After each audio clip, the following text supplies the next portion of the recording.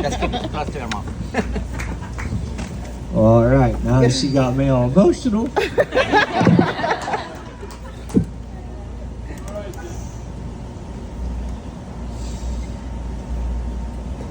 Got this. You can do it. Take a minute.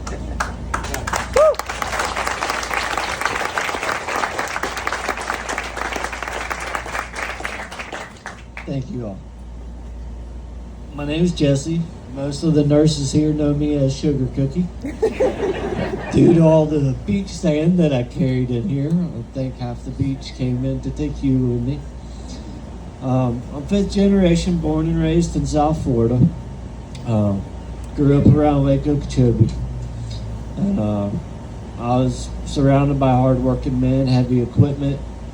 By the time I was 16, I could weld, fabricate, mechanic, and operate heavy machinery.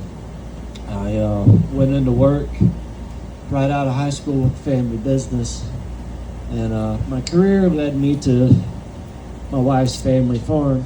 They hired us to put in irrigation pipe, and that's where we met. And just 3 months before our wedding day, we took a family trip to the beach. It was cloudy and overcast, and I knew the water would be cold.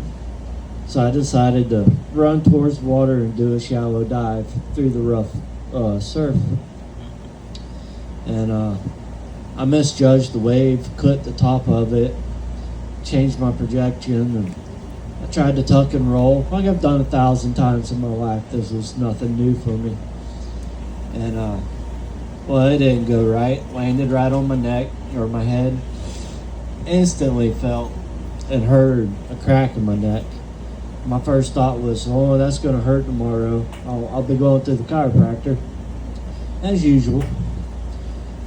Well, thank the good Lord above that I floated face up. I tried to stand. I could not. I couldn't do nothing. Couldn't move. Wave after wave rolled me, came crashing down on me. Every time, the Lord brought me face up. And tried yelling for help. No words would come out. So I did the only thing I could do, was breathe. Thankfully, I could still breathe. So that's what I did. Stay calm, just kept breathing. And I knew that my wife or her father would see me and get to me eventually. About the time that I thought I wasn't going to make it, she came up to my side.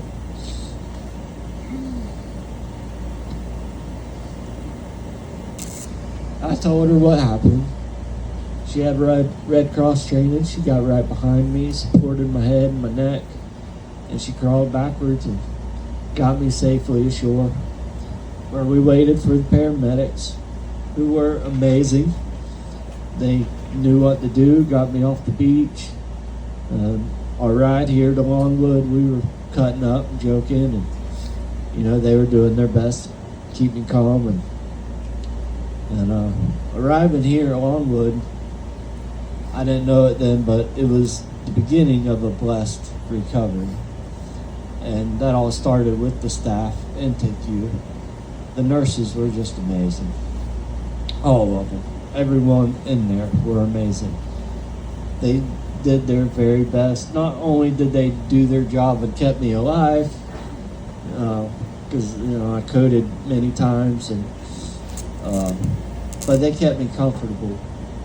And I mean, like Amanda said, she helped Krista wash the 5 pounds of sand out of my hair. It took hours, and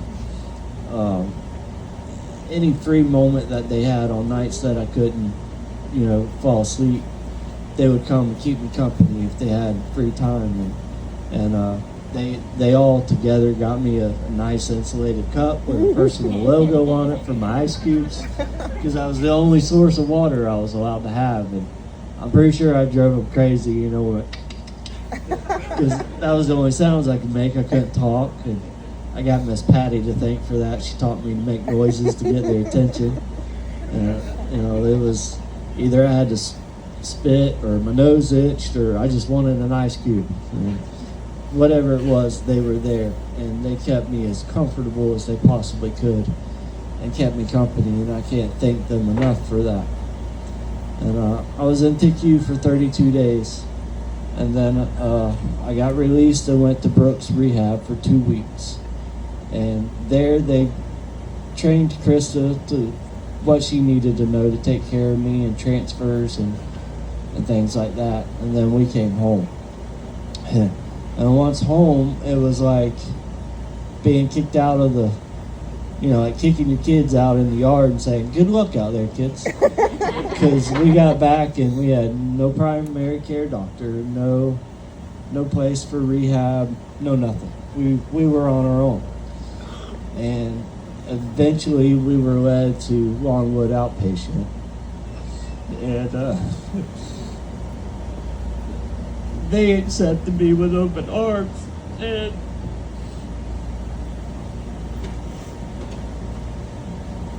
they are more than therapists. They are like having another family. They are good friends. And they have helped me so much, physically, emotionally, and mentally. And you can be having a bad day and you will leave there happier just because they talk to you and they care and they spend time with you.